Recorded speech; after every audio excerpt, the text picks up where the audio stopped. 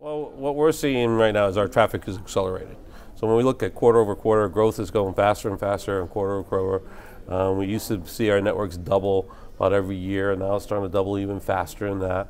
So when you see that demand is, I mean, we need to keep ahead of it, and it takes using the newest technologies, newer software, and working with our network partners to actually be able to make sure we can meet the demands of our customers. It's very exciting times because we also need to be able to do it in a quality way that our customers are demanding. This is no longer something that people are doing on the side. This is core to the business and core to the broadcast business, and it can't be just like television. It has to be television.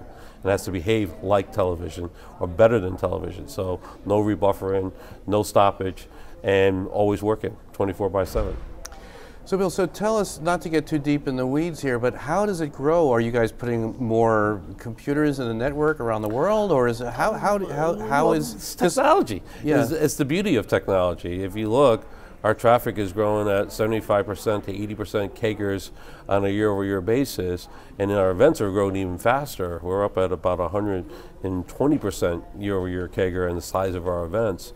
But at the same time, if you look at the footprint of our servers, we've only grown that at about 10, 12% on a compounded growth rate over that same period. And how do we do that?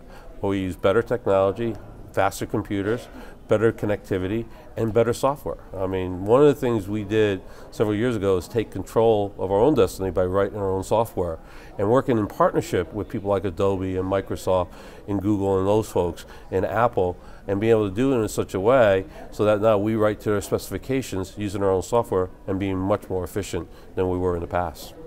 4K is absolutely coming. We hear a lot about that. We have a lot of customers who will be entering trials with us this year. We've been doing already demonstration of 4K over the last year. So you're going to see more of that. I think you're just going to see more and more demand for quality and more people accessing video from more and more connected devices. More televisions, more gaming consoles, more mobile devices. Mobile is going to be huge in the amount of growth we see in those types of devices. So you add all the devices along with longer engagement time and then just higher bandwidths themselves, you're going to see a compounding effect in growth.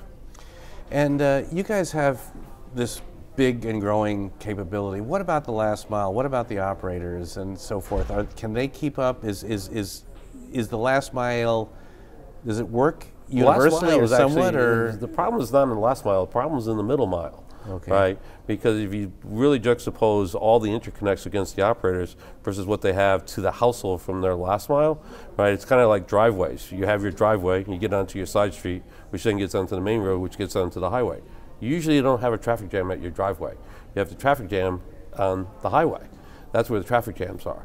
And our model is to deploy deep into the network and work with network partners. We hit over 100 countries that we're deployed in now, and we're in over 1,200 different network operators. And that's been our model since the beginning, and it's really starting to pay dividends, particularly in places like Europe and Asia, where those networks are very constrained on their peering points. We've been doing analytics for a long time. We've now revamped our analytics more and more for our customers because reporting is critical to what we do.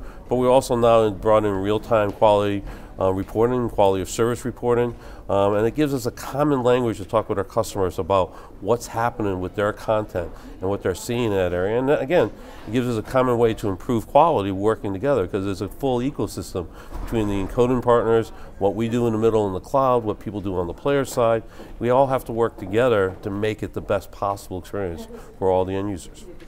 And finally, Bill, what's interesting here at CES, or where do we stand? What does CES mean in terms of content delivery? What your customers want to know? What you're telling them? Kind of where do we stand? What's going to be happening? I think what they're really interested in hearing from us is where the future is going.